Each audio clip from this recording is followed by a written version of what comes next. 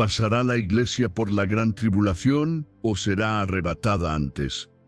Es una pregunta que no solo divide teologías, sino que inquieta el corazón de millones. Jesús no lo ocultó, dijo con total claridad: habrá gran tribulación, cual no la ha habido desde el principio del mundo, no una crisis más, no una guerra más, sino el tiempo más oscuro de toda la historia humana. Y tú, creyente, estarás aquí cuando llegue ese día.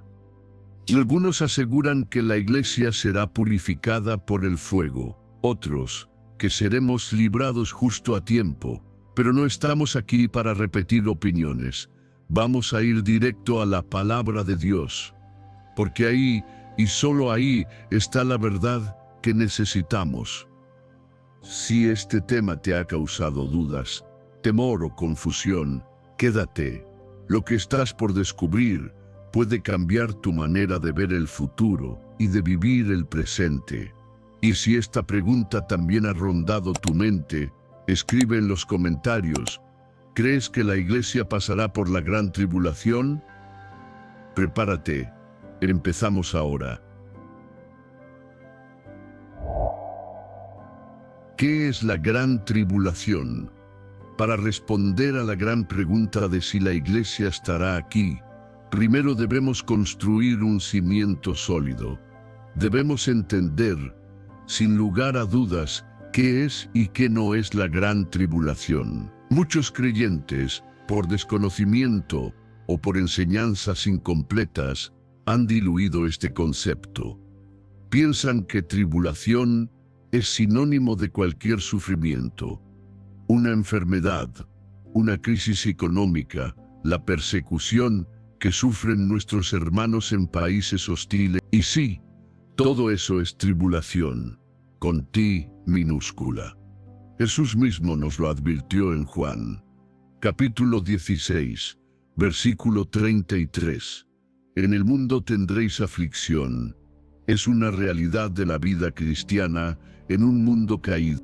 Pero la gran tribulación, con mayúsculas, es una bestia de una naturaleza completamente diferente. No es el sufrimiento que el mundo inflige a la iglesia. Es la ira que Dios inflige a un mundo rebelde. No es la maldad del hombre contra el hombre. Es el juicio soberano de un Dios santo contra el pecado. Volvamos a las palabras de Jesús en Mateo 24. Él la describe como un evento singular, sin precedentes y sin paralelo futuro. Esto la saca de la categoría de sufrimiento normal. Es un evento único en el cronograma divino.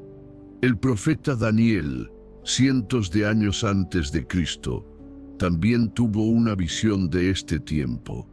En Daniel capítulo 12, versículo 1, un ángel le revela: y será tiempo de angustia, cual nunca fue desde que hubo gente hasta entonces. Nota la similitud del lenguaje. Tanto Daniel como Jesús hablan de un clímax de angustia sin igual.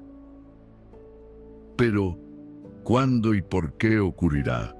Para entender esto, debemos viajar aún más atrás en la profecía, a una de las revelaciones más asombrosas de toda la Biblia, la profecía de las 70 semanas de Daniel, que se encuentra en el capítulo 9 de su libro. Imaginen la escena. Daniel, un anciano profeta, está en el exilio en Babilonia. Su pueblo, Israel, ha sido castigado por su desobediencia. Daniel está orando, confesando los pecados de su nación y pidiendo a Dios que recuerde su pacto y restaure a su pueblo y a su ciudad santa, Jerusalén. En respuesta a esta oración ferviente, Dios no solo le promete la restauración, sino que le entrega un calendario profético detallado que abarca siglos. El ángel Gabriel se le aparece y le dice en Daniel capítulo 9 versículo 24: 70 semanas están determinadas sobre tu pueblo y sobre tu santa ciudad. Pausa aquí. Esto es crucial. ¿Para quién es esta profecía? Gabriel es explícito. Para tu pueblo, el pueblo de Daniel, los judíos y tu santa ciudad, Jerusalén. La Iglesia, el cuerpo de Cristo compuesto por judíos y gentiles, era un misterio en ese momento, no revelado aún. El foco principal de este reloj profético es Israel. El ángel continúa explicando que estas semanas no son de días, sino de años. Cada semana profética equivale a 7 años. Por lo tanto, 70 semanas son 490 años. Este periodo de 490 años fue decretado por Dios para cumplir 6 propósitos monumentales para Israel: terminar la prevaricación, poner fin al pecado, expiar la iniquidad, traer la justicia perdurable, sellar la visión y la profecía, y ungir al Santo de los Santos. La profecía se divide en 3 partes. Primero, 7 semanas, 49 años para la reconstrucción de Jerusalén. Segundo, 62 semanas, 434 años, desde la reconstrucción hasta la venida del Mesías Príncipe.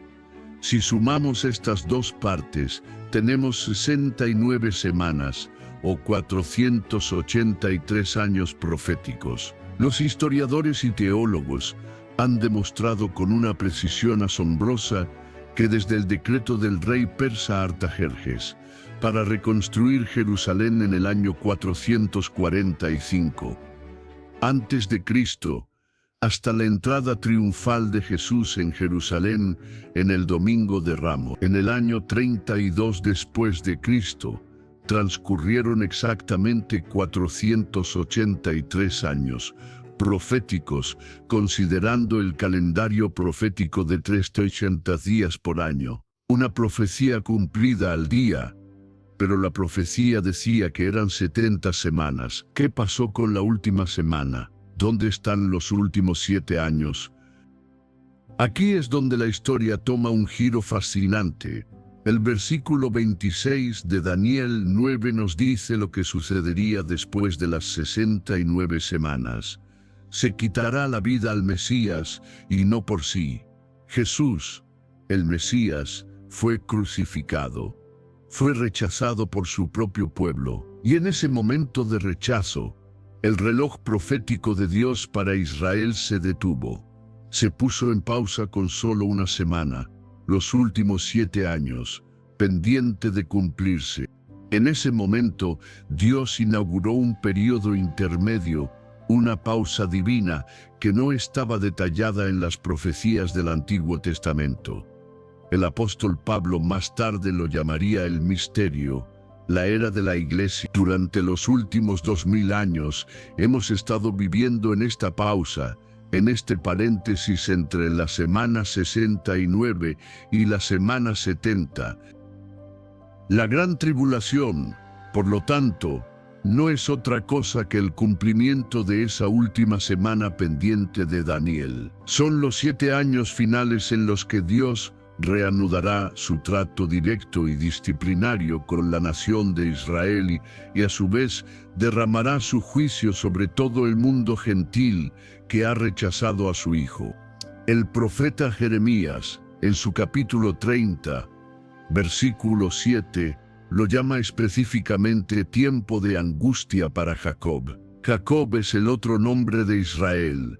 De nuevo, el foco está en Israel. El profeta Sofonías, en su capítulo 1, versículos 14-15, lo llama el día grande de Jehová, describiéndolo como un día de ira, día de angustia y de aprieto, día de alboroto y de asolamiento. Y el libro de Apocalipsis, a partir del capítulo 6, nos da los detalles gráficos de lo que sucederá en esos 7 años. Es una secuencia de juicios catastróficos que se intensifican progresivamente. Primero los 7 sellos, que desatan la conquista, la guerra, el hambre, la muerte y cataclismos cósmicos. Luego las 7 trompetas, que anuncian juicios aún más severos, granizo y fuego que queman la tierra, un meteorito que envenena los mares, la oscuridad, y plagas demoníacas que atormentan a la humanidad. Y finalmente, las 7 copas de la ira de Dios, que representan el derramamiento final y concentrado de la furia divina, úlceras malignas, los mares y ríos convirtiéndose en sangre, un calor abrasador, tinieblas y el terremoto más grande de la historia. El apóstol Juan, abrumado por la visión, exclama en Apocalipsis capítulo 6, versículo 17, porque el gran día de su ira ha llegado, ¿y quién podrá sostenerse en pie? Así que, recapitulemos este primer punto crucial. La gran tribulación no es un sufrimiento genérico, es un periodo futuro, literal, de 7 años de duración. Su propósito principal es el trato de Dios con Israel, y su carácter es el derramamiento de la ira directa y judicial de Dios sobre un mundo incrédulo. No es la ira de Satanás, no es la ira del hombre, es la ira del Cordero. Con esta definición clara y bíblica en mente, la pregunta sobre la presencia de la Iglesia adquiere una nueva dimensión. Si este tiempo es la ira de Dios, ¿qué ha prometido Dios a aquellos que han sido salvados de su ira por la sangre de Jesús? La respuesta nos llevará al corazón mismo del Evangelio. La promesa de liberación de la ira. Ahora que hemos establecido la verdadera naturaleza de la gran tribulación como la ira de Dios, llegamos a una de las verdades más hermosas y consoladoras para todo creyente. La Biblia es inequívoca al afirmar que la Iglesia, la novia de Cristo, no está destinada a enfrentar esa ira. Pensemos en nuestra relación con Dios a través de Jesucristo. Cuando una persona pone su fe en Jesús, ocurre una transacción divina milagrosa. Nuestros pecados son puestos sobre Cristo en la cruz, y su justicia perfecta es puesta sobre nosotros. El apóstol Pablo lo explica magistralmente en 2 de Corintios, capítulo 5, versículo 21. Al que no conoció pecado, por nosotros lo hizo pecado, para que nosotros fuésemos hechos justicia de Dios en él. Esto significa que cuando Dios Padre nos mira, ya no ve a un pecador culpable, merecedor de juicio. Ve la justicia inmaculada de su propio Hijo. La ira que merecíamos ya fue derramada, en su totalidad, sobre Jesús en el Calvario. Él bebió la copa de la ira por nosotros, hasta la última gota.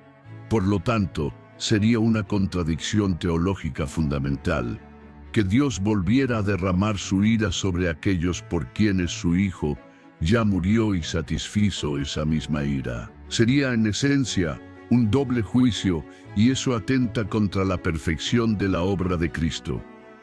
Esta verdad no es una simple deducción lógica, está declarada explícitamente en las Escrituras. Vayamos a la primera epístola a los tesalonicenses, escrita por el apóstol Pablo. La iglesia de Tesalónica estaba confundida y asustada, pensando que la gran tribulación ya había comenzado y que ellos habían sido dejados atrás. Para calmar sus temores, Pablo les escribe algunas de las palabras más claras sobre nuestro destino futuro. En el capítulo 1, versículo 10, Pablo les recuerda que deben esperar de los cielos a su Hijo, al cual resucitó de los muertos, a Jesús, quien nos libra de la ira venidera. Analicemos esa frase, nos libra de la ira venidera. La palabra griega original para libra es riomai. Este no es un verbo pasivo. No significa simplemente proteger a través de. Riomai es un verbo de acción, de rescate. Significa arrancar de, rescatar de un peligro, sacar fuera. Imagina un bombero entrando en un edificio en llamas para sacar a una persona antes de que la estructura se derrumbe. Eso es riomai. Pablo no está diciendo que Jesús nos dará un paraguas en medio de la tormenta de la ira de Dios. Está diciendo que Jesús nos sacará del camino de la tormenta antes de que llegue. Por si quedara alguna duda, Pablo lo reafirma en el capítulo 5, versículo 9, de esa misma carta, porque no nos ha puesto Dios para ira, sino para alcanzar salvación por medio de nuestro Señor Jesucristo. La declaración no podría ser más directa. Nuestro nombramiento divino no es para la ira orgie en griego, la misma palabra usada para describir la ira de la tribulación en Apocalipsis. Nuestro nombramiento es para salvación. Estos dos destinos son mutuamente excluyentes. Pero la promesa más contundente se encuentra en el último libro de la Biblia, Apocalipsis. En el capítulo 3, versículo 10, Jesús mismo le habla a la iglesia fiel de Filadelfia, y a través de ella, a todos los creyentes fieles a lo largo de la historia, le hace esta promesa increíble. Por cuanto has guardado la palabra de mi paciencia, yo también te guardaré de la hora de la prueba que ha de venir sobre el mundo entero, para probar a los que moran en la tierra. Cada palabra de esta promesa es un lingote de oro teológico. Primero, Jesús no promete guardarnos en la hora de la prueba, sino de la hora de la prueba. El texto griego es aún más fuerte. Utiliza la preposición nek, que significa fuera de.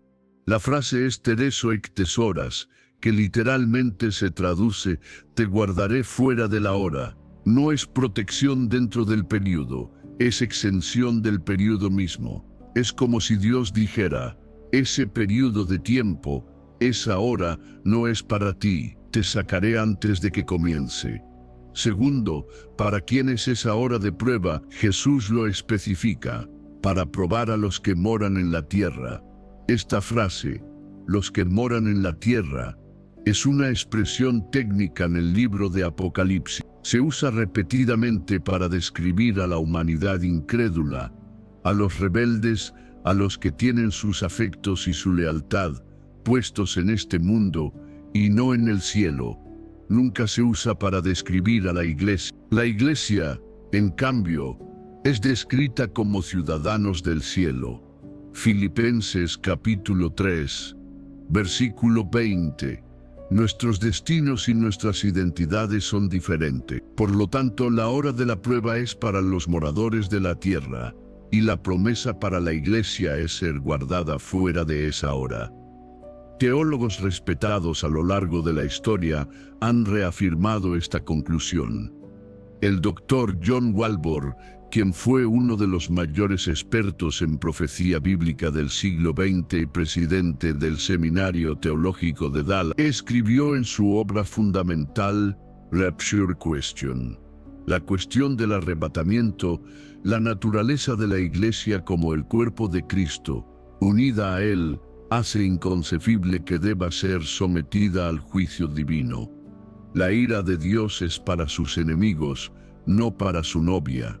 Otro gigante, el doctor Charles Rere, autor de la célebre Biblia de Estudios Rere, lo expresó así: la salvación cristiana es una salvación del pecado en su totalidad, su pena, su poder y finalmente su presencia. Esto incluye la salvación de la ira venidera. El pretribulacionismo no es una doctrina de escapismo, sino la culminación lógica de la doctrina de la salvación.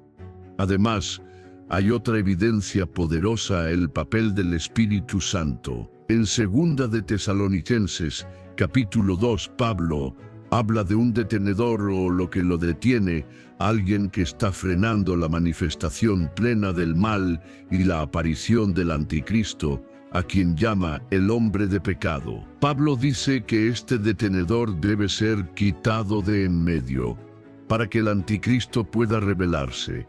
¿Quién es este poderoso detenedor? La interpretación más coherente y extendida es que se trata del Espíritu Santo. Pero el Espíritu Santo no actúa en un vacío. Él mora dentro de cada creyente, sellándonos y habitando colectivamente en la iglesia. Por lo tanto, la única manera de quitar de en medio al detenedor es quitar al recipiente en el que mora, la iglesia. Cuando la iglesia sea retirada de la tierra, el freno del mal será quitado, y la oscuridad de la tribulación podrá inundar el mundo sin restricciones. La conclusión es abrumadora y gloriosa. La Iglesia, redimida por la sangre de Cristo, justificada por su justicia, sellada por su Espíritu y prometida una liberación de la ira, no tiene lugar en el escenario de la gran tribulación. Nuestro destino no es el juicio, sino la gloria. Pero si seremos librados, ¿cómo ocurrirá este gran rescate? La Biblia no nos deja en la oscuridad. Nos describe el evento más espectacular y repentino de la historia futura, un evento conocido como el arrebatamiento. El arrebatamiento, el escape divino de la Iglesia. Habiendo entendido que la Iglesia será librada de la ira venidera, la pregunta lógica es, ¿cómo? La respuesta es uno de los misterios revelados por el apóstol Pablo, una verdad que no se entendía claramente en el Antiguo Testamento, pero que fue desvelada para la esperanza y el consuelo de la Iglesia. Este evento es el arrebatamiento, Volvamos una vez más a esa carta de consuelo. Primera de Tesalonicenses, en el capítulo 4, versículos 16 al 18. Pablo pinta un cuadro vívido de este momento glorioso.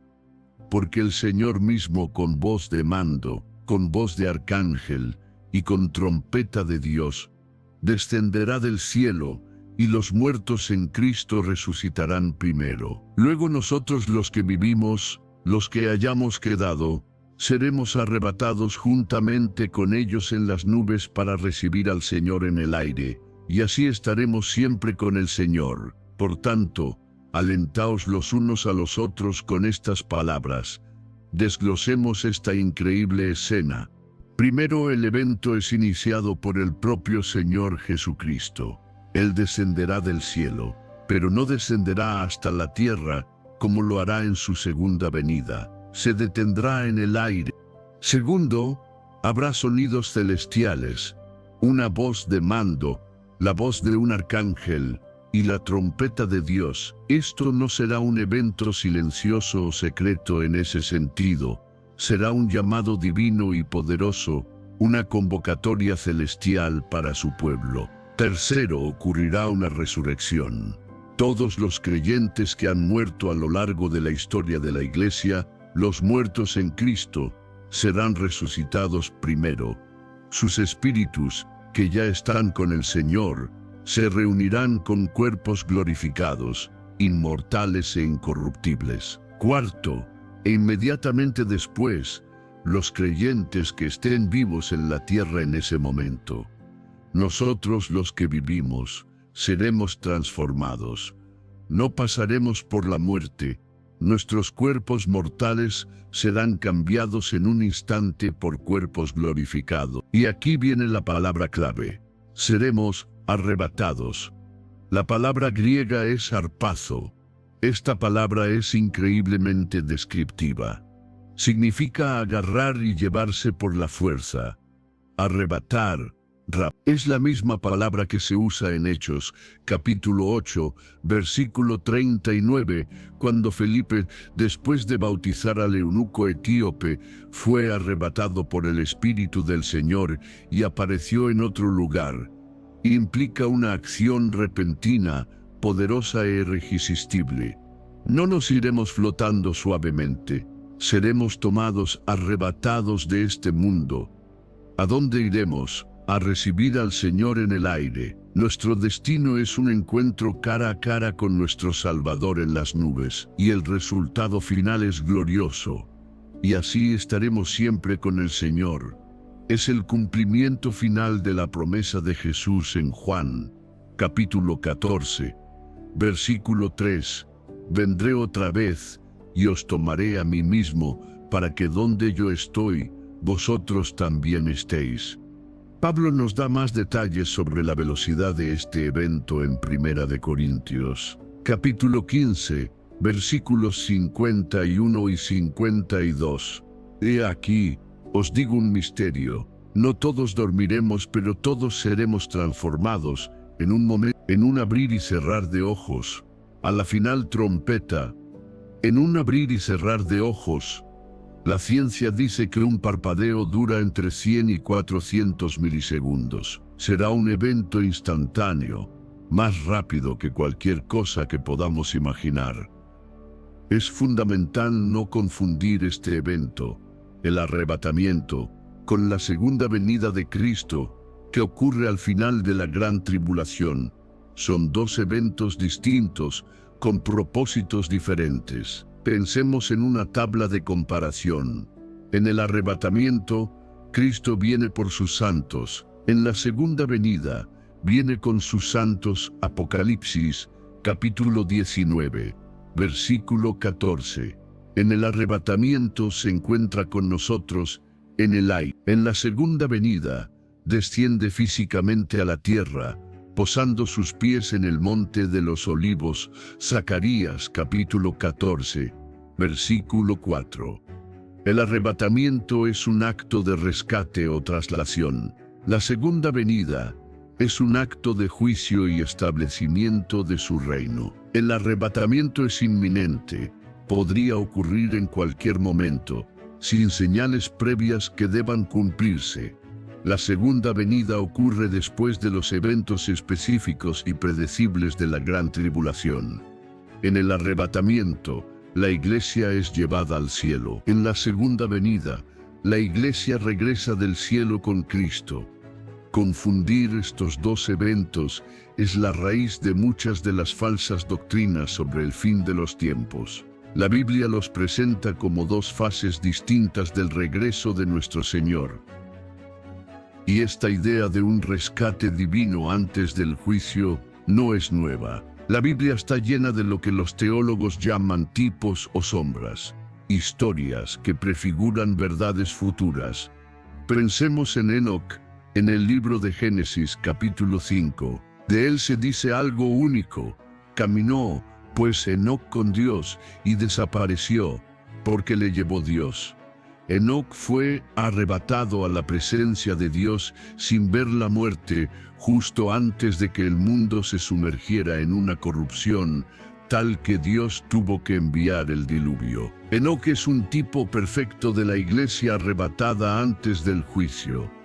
Pensemos en Noé. Él y su familia fueron puestos a salvo dentro del arca, y Dios mismo cerró la puerta antes de que cayera la primera gota de lluvia del diluvio. Noé pasó a través de la tormenta, pero protegido del juicio.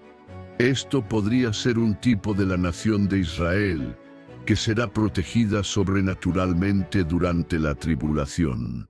Pensemos en Lot, en Génesis capítulo 19. Antes de que Dios destruyera Sodoma y Gomorra con fuego y azufre, los ángeles literalmente agarraron a Lot y a su familia y los sacaron de la ciudad.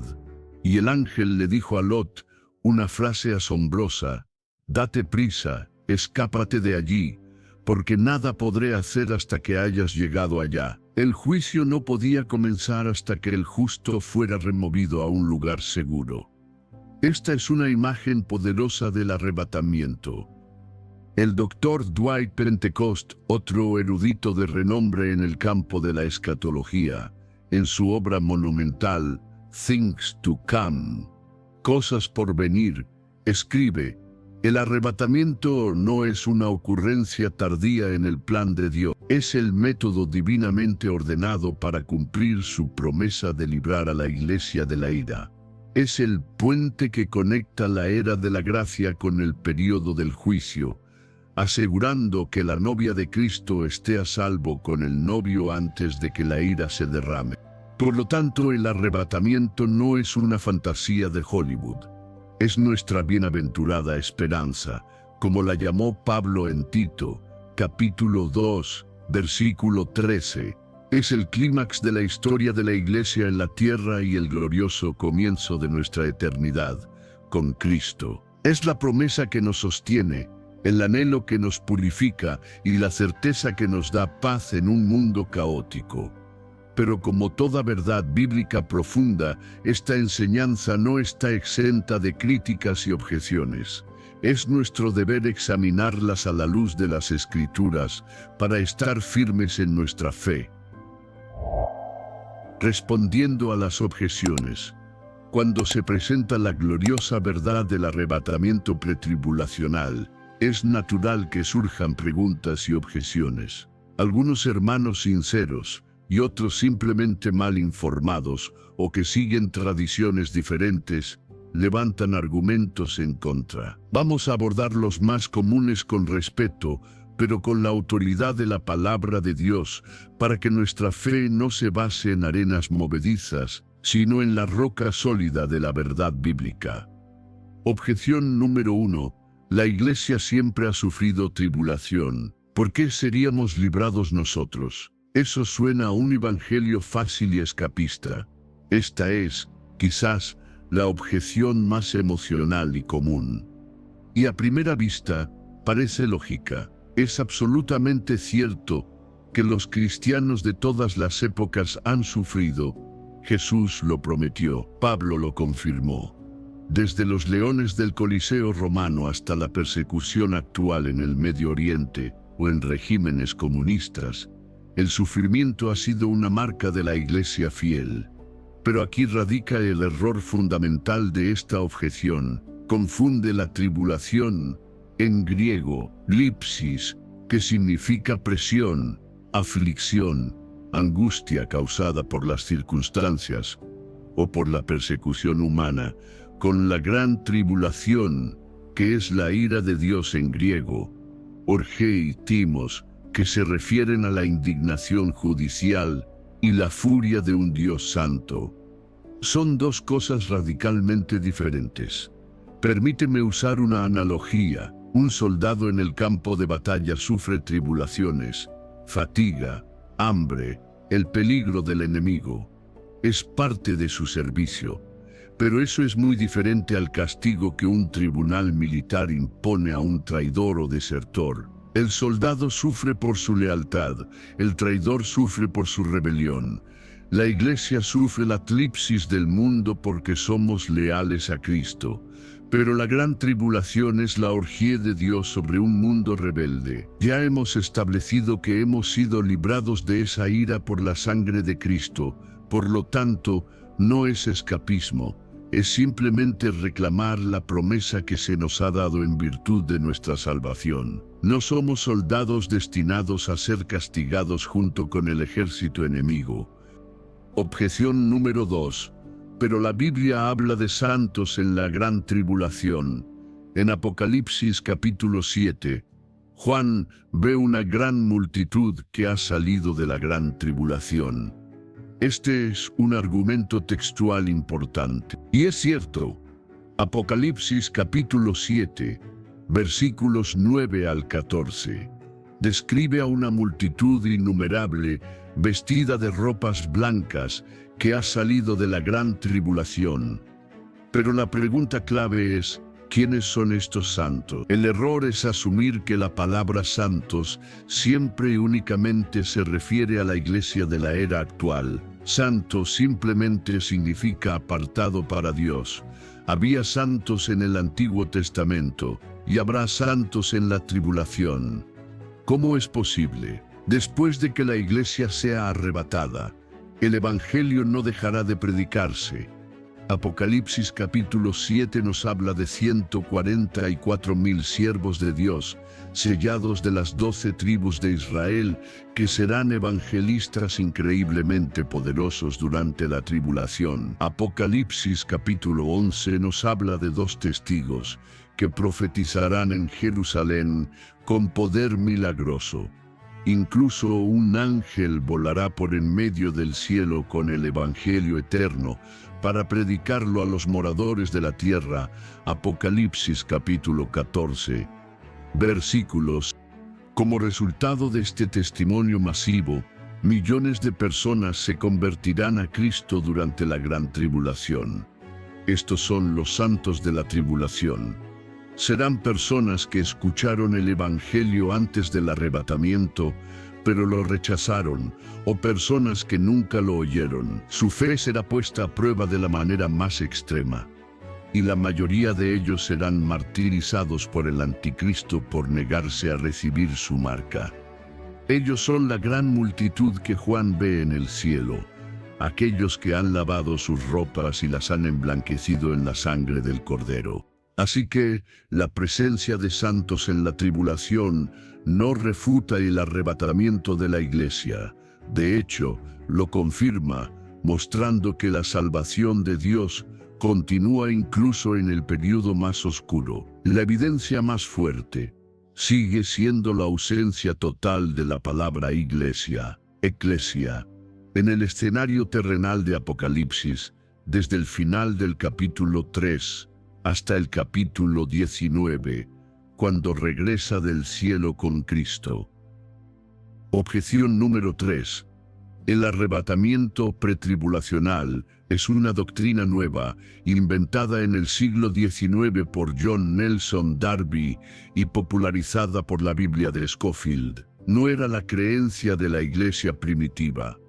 Esta es una falacia histórica que se repite a menudo. Primero, como bien dijo el doctor Charles Rye, la veracidad de una doctrina no se determina por su antigüedad, sino por su fidelidad a las Escrituras. Si la Biblia lo enseña, no importa cuándo se sistematizó formalmente. Segundo, si bien es cierto que Darby y el movimiento de los hermanos de Plymouth en el siglo XIX fueron fundamentales para articular y sistematizar la teología dispensacionalista y el pretribulacionismo, los elementos de esta creencia se pueden rastrear mucho más atrás. La idea de una liberación de los justos antes de un juicio final no es nueva.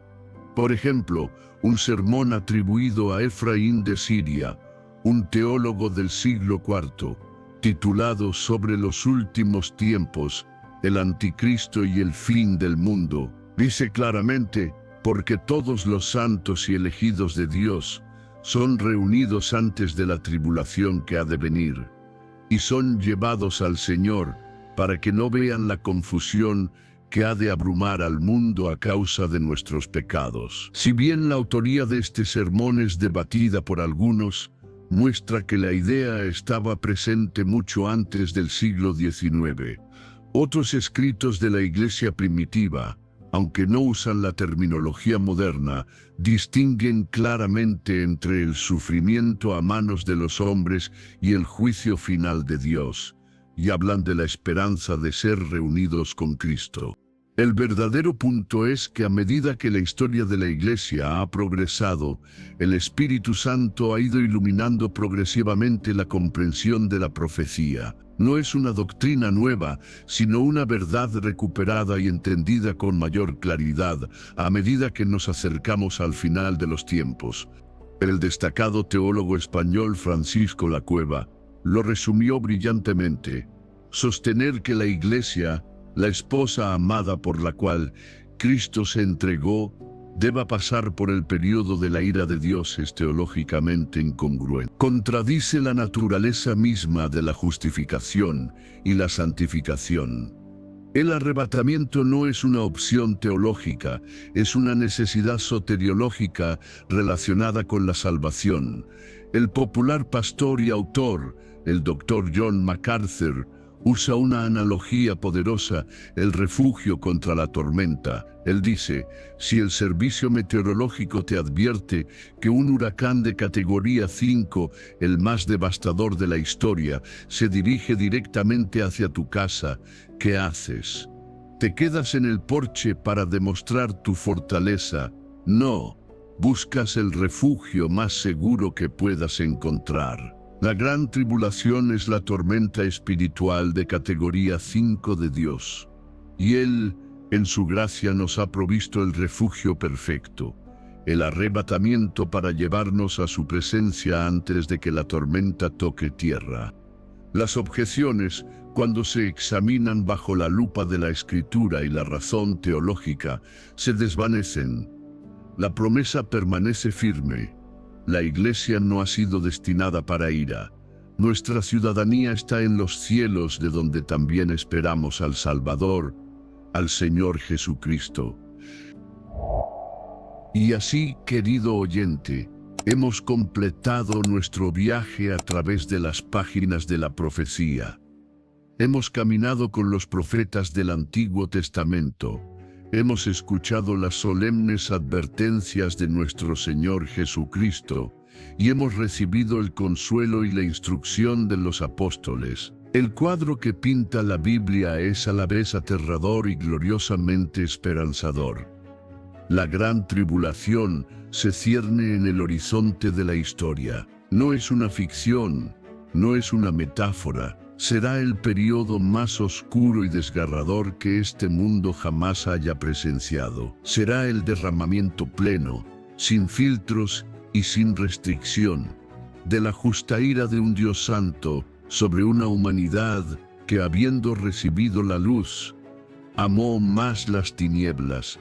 Un mundo que ha despreciado su gracia, se ha burlado de su palabra y ha rechazado el sacrificio de su único Hijo. Sin embargo, en medio de esta inminente y aterradora realidad, brilla una promesa tan sólida como el trono de Dios, una esperanza que es el ancla de nuestra alma. Esa promesa es el arrebatamiento de la Iglesia, el acto soberano y amoroso de nuestro Dios para apartar a su pueblo, a su novia, antes de que se desate la tormenta final. A aquellos hermanos que con sinceridad todavía insisten en que la Iglesia debe pasar por la gran tribulación, les lanzo, con todo respeto y amor fraternal, algunas preguntas que deben responder, no con la lógica humana, sino con la palabra de Dios en la mano. Si la Iglesia va a pasar por la gran tribulación, ¿qué significa entonces la promesa de Pablo de que somos librados de la ira venidera? ¿Era solo una metáfora poética? Si la Iglesia debe soportar las copas de la ira, ¿cómo conciliamos eso con la declaración de que no hemos sido puestos para ira, sino para alcanzar salvación? Si la Iglesia estará en la tierra durante ese tiempo, ¿por qué Cristo le promete a su Iglesia fiel en Filadelfia que la guardará fuera de la hora de la prueba que viene sobre todo el mundo? Y quizás la pregunta más profunda para nuestro diario vivir: ¿por qué la Biblia nos manda a vivir esperando la manifestación gloriosa de nuestro gran Dios y Salvador Jesucristo, nuestra esperanza bienaventurada, si primero debemos esperar la manifestación del Anticristo, la bestia, la desesperanza encarnada? Nuestra mirada debe estar en Cristo, no en el Anticristo. El carácter de Dios es nuestra máxima garantía. Él es fiel. El Dios que cerró la puerta del arca para proteger a Noé, el Dios que sacó a Lot de Sodoma antes del juicio, es el mismo Dios que hoy nos promete: vendré otra vez y os tomaré a mí mismo. Y ahora, la pregunta más importante de todas, la que trasciende toda la teología y se clava directamente en el corazón de cada persona que escucha mi voz. La gran pregunta ya no es si la Iglesia será arrebatada. La gran pregunta es: ¿estarás tú en ese arrebatamiento? Esta verdad no es para infundirnos orgullo, como si fuéramos mejores que otros, es para infundirnos urgencia. El tiempo se acorta, las señales de los tiempos, aunque no para el arrebatamiento, sí para la tribulación que le sigue, se están alineando como nunca antes. La agitación en el Medio Oriente, la búsqueda de un gobierno global, la decadencia moral, el abandono de la fe. La puerta del arca de la gracia, que es Jesucristo, todavía está abierta. Pero la Biblia nos enseña que un día esa puerta se cerrará, y entonces solo habrá dos grupos de personas: los que fueron tomados y los que fueron dejados atrás para enfrentar un mundo sin el freno del Espíritu Santo, un mundo gobernado por el engaño y destinado al juicio. Amigo, amiga, si nunca has tomado la decisión más importante de tu vida, te ruego que lo hagas hoy. Reconoce que eres pecador, separado de Dios. Cree que Jesucristo, el Hijo de Dios, murió en la cruz para pagar por tus pecados y resucitó al tercer día, venciendo a la muerte. Arrepiéntete, da la espalda a tu pecado y entrégale el control de tu vida a Jesús como tu Señor y Salvador. Su sangre te limpia, su justicia te cubre y su espíritu te sella para el día de la redención. Y para nosotros, los que ya somos de Cristo, esta verdad no es para que nos sentemos a esperar pasivamente. Es un llamado a la acción, es un llamado a vivir vidas santas, a purificarnos así como Él es puro. Es un llamado a compartir el Evangelio con una urgencia renovada, sabiendo que el tiempo es corto. Es un llamado a amarnos los unos a los otros, a alentarnos con estas palabras y a mantener nuestros ojos fijos en el cielo, esperando el sonido de esa trompeta. Como concluyó Jesús su gran discurso profético en Lucas, capítulo 21, versículo 36, «Velad, pues en todo tiempo orando que seáis tenidos por dignos de escapar de todas estas cosas que vendrán, y de estar en pie delante del Hijo del Hombre». Esa es nuestra esperanza, ese es nuestro destino, esa es la promesa fiel de nuestro Señor. Y mi mayor anhelo, mi oración más profunda, es que cuando ese día llegue, podamos vernos todos allí, juntos en el aire, para estar por siempre con el Señor. Así llegamos al final de este estudio. Esperamos de todo corazón que no solo haya informado tu mente, sino que haya encendido tu corazón con la gloriosa esperanza del regreso de Cristo. Si este mensaje ha sido de bendición para tu vida, te invitamos a ser parte de nuestra comunidad. Dale me gusta a este video, para que más personas puedan encontrarlo. Suscríbete a nuestro canal y activa la campana de notificaciones para que no te pierdas ninguno de los profundos estudios bíblicos que seguiremos compartiendo. Y lo más importante, comparte este mensaje. Compártelo con tu familia, con tus amigos, con cualquiera que necesite escuchar una palabra de esperanza en estos tiempos oscuros. Que la gracia de nuestro Señor Jesucristo, el amor de Dios Padre y la comunión del Espíritu Santo estén contigo siempre. Maranat, el Señor viene. Que Dios te bendiga abundantemente.